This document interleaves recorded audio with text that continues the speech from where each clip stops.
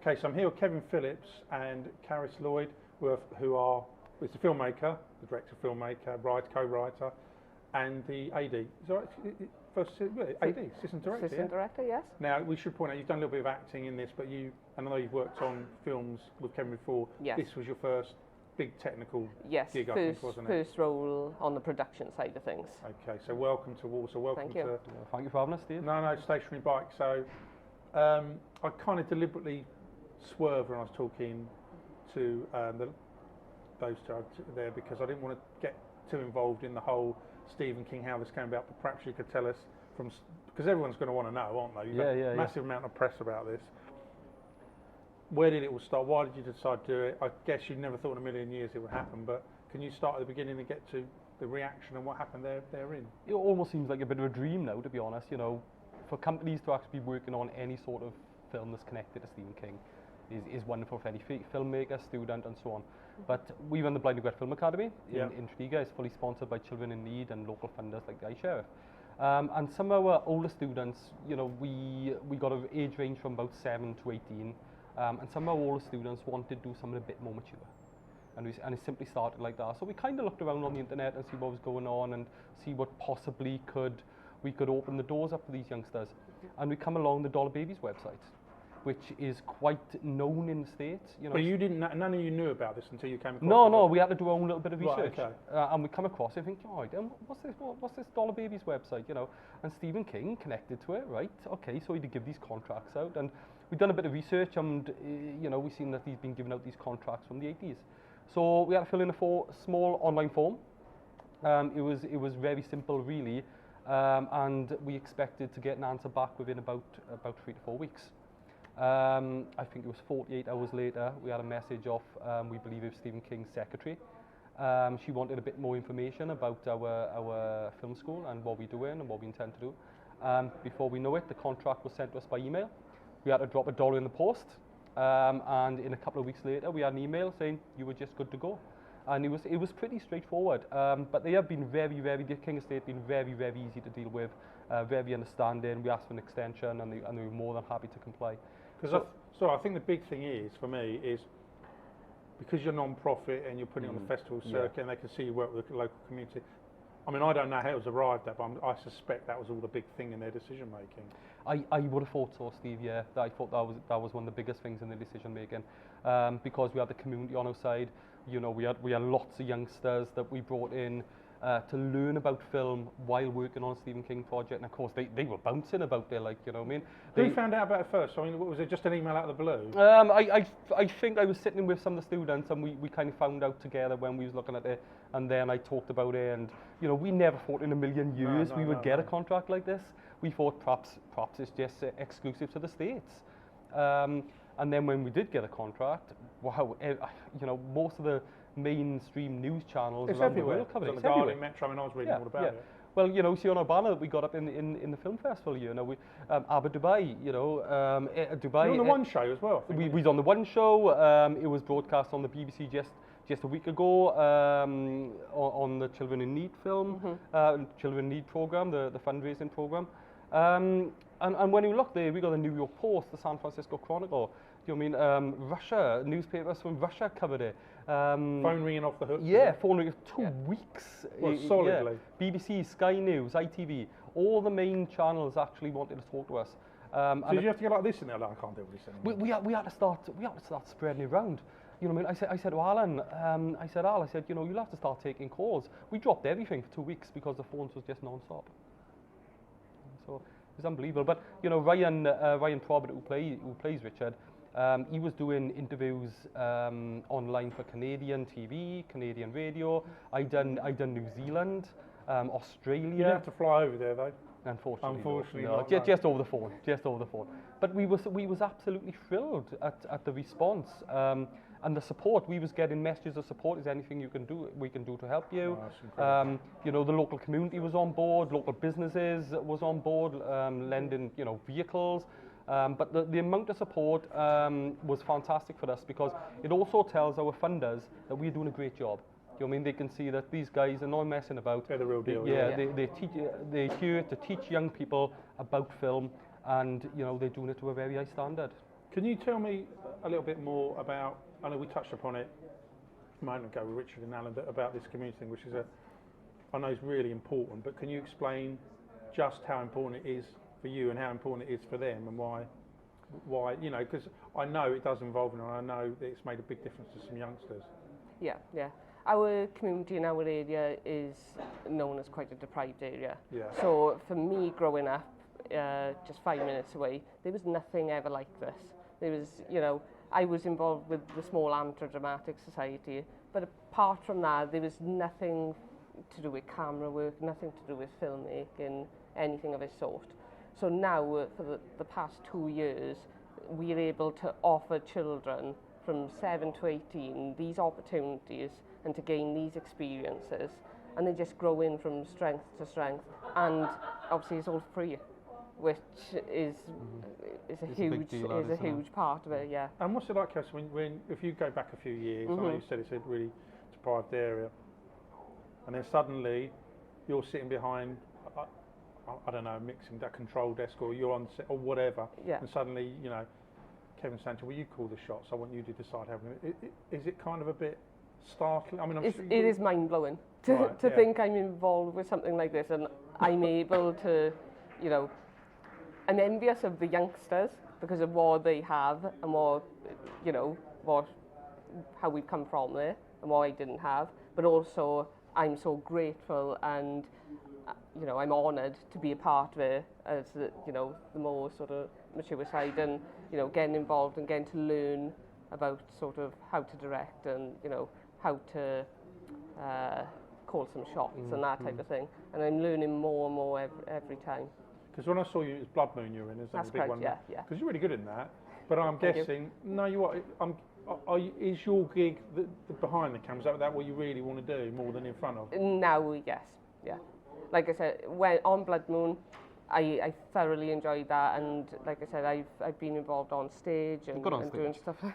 Thank you, doing stuff like that.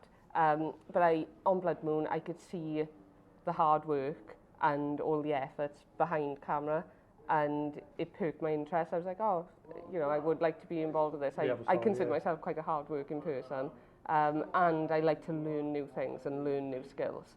So when I had this opportunity to come on as assistant director, and Kev trusted me to give, you know, some directions and call some shots with some of the... and there's a Stephen King novella as well, you know. It's just incredible. Yeah, you've done a wonderful job, you know, especially we had so many youngsters on the set. Yeah.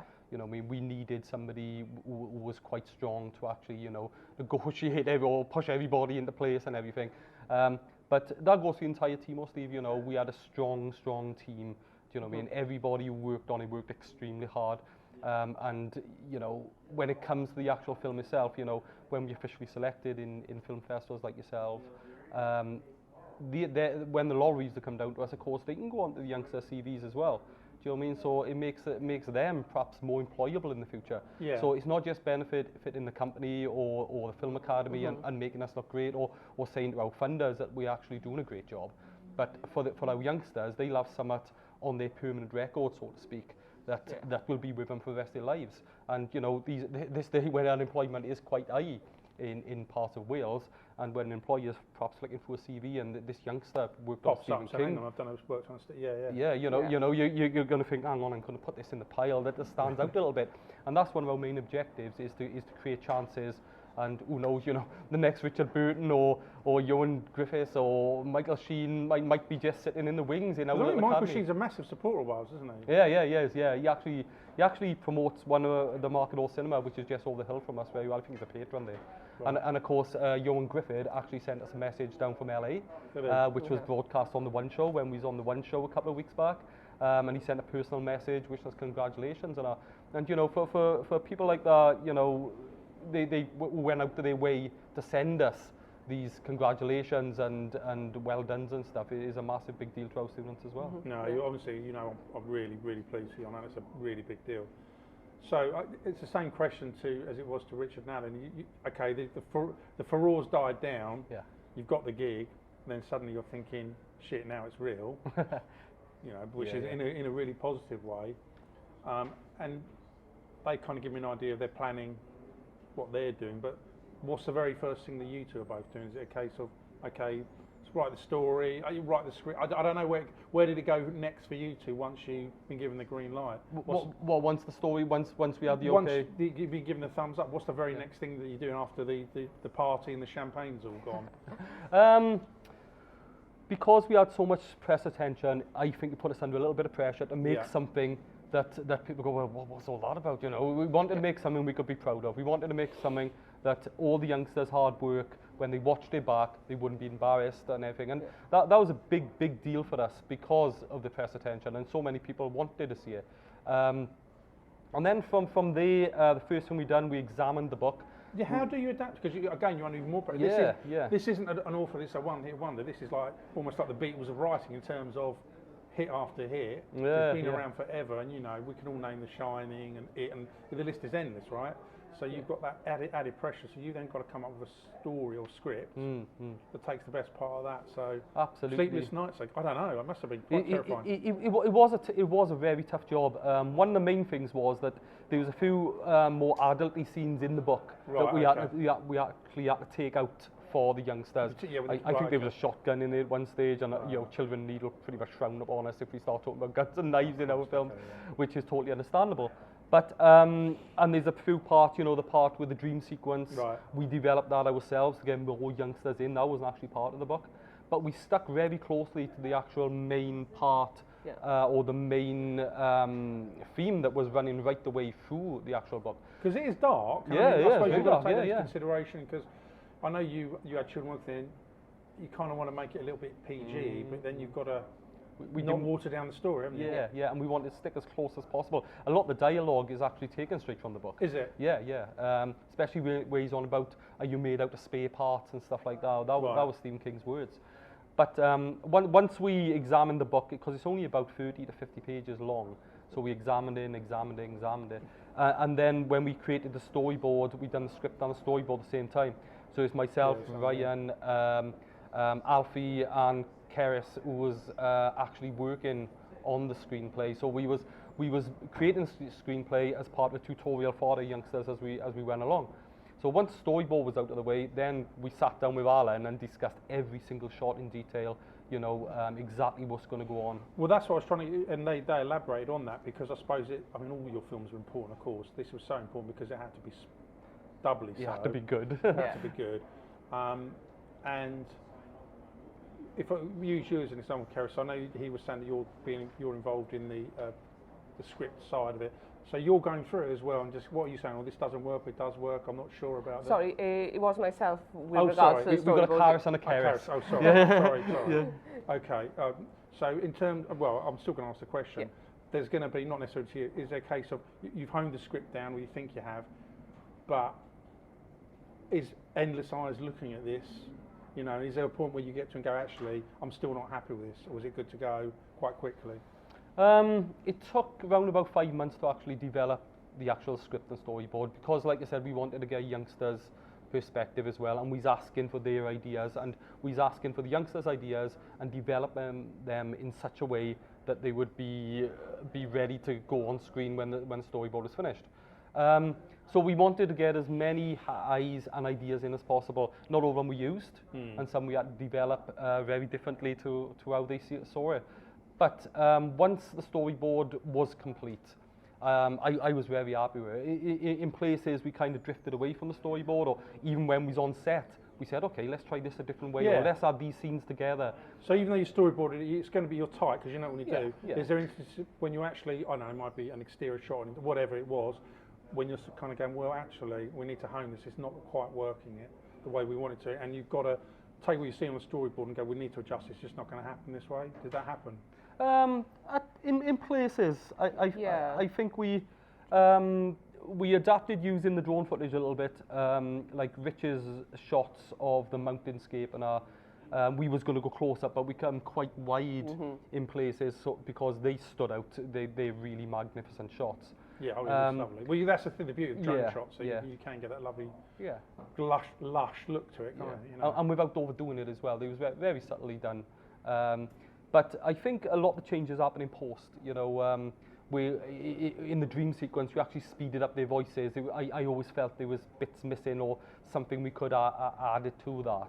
And when we speed up the voices before the car crash, which when Carys got hit by the van, Carys' character, that's the only special effect in the entire film which Alan put together for us, and is quite effective. So there was subtle changes throughout, and we thought, oh, we could do this year. The actual running time was 60 minutes, but the contract, in the contract, you actually had to get it down to 45. Right, and okay. through the entire process, that was the hardest thing ever. And I think Alan actually said to me, he said, this is going to be tough. And I said, nah, cut in quarter an hour won't be so bad. And that was the one day I went home really down because we had to lose quite a lot of really, really good shots. So you were told it had to be no more than 45 minutes? The contract from the King Estate says it got to be 45 minutes or less. Right, okay. Yeah. So on the technical side, I know obviously about the editing and the cinematography. How does it work on the colour grade? Is that down to the editing side as well? How do you? Rich, I got to be honest, Rich done most of the colour grading. Everything that was shot in the bedrooms was shot in light, obviously, and he done an amazing job to make it look like it was night time. So the colour grading, even though like myself, Alan and Richard, talked about the editing process every morning, what's going to go where, how we're going to do it. A lot of the post that was done by Rich, and it was a phenomenal job on the edit, it really was. It's a fantastic film, so thank you very, very much. Oh, thank you very much. Thank you. I really appreciate it. No, congratulations to all of you, all that are involved, and I sort of keep harping on about this. A big thing for me is I know how important it is for you to have everyone in this, and may that continue. Thank you very much. Thank you. Thank you very much.